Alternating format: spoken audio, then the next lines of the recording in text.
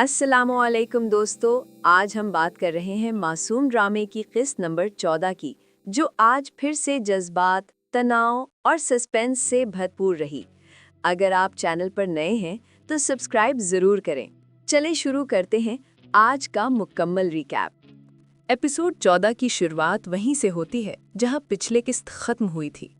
माहौल में बेचैनी है और हर किरदार किसी ना किसी राज के बोझ तले दबा हुआ नजर आता है। इस किस्त में सबसे ज़्यादा हाईलाइट होने वाला सीन वो है जहां पहला मरकजी किरदार आखिरकार अपने अंदर छुपे खौफ और उलझन को ज़बानी बयान करता है। उसके तासुरात से साफ लग रहा था कि वो अब सच के इतना करीब पहुंच चुका है कि वापस पलटना मुमकिन नहीं। दूसरी तरफ दूसरा अहम किरदार का रवैया पहले से ज़्यादा सर्द और पुरअसरार दिखाया गया।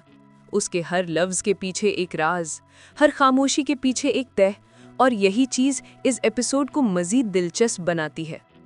एक ज़बरदस्त टर्निंग पॉइंट वो था जब घर के माहौल में अचानक तनाव बढ़ता है और माजी के राज दोबारा सर उठाने लगते हैं।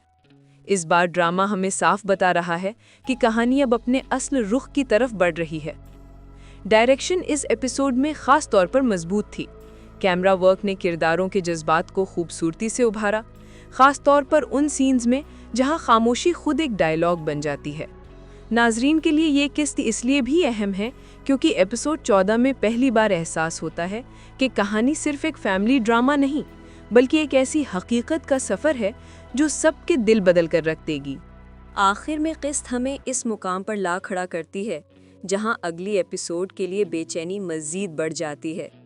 क्या अगले हिस्से में सच सामने आएगा या मामलात मज़ीद बिगड़ जाएंगे?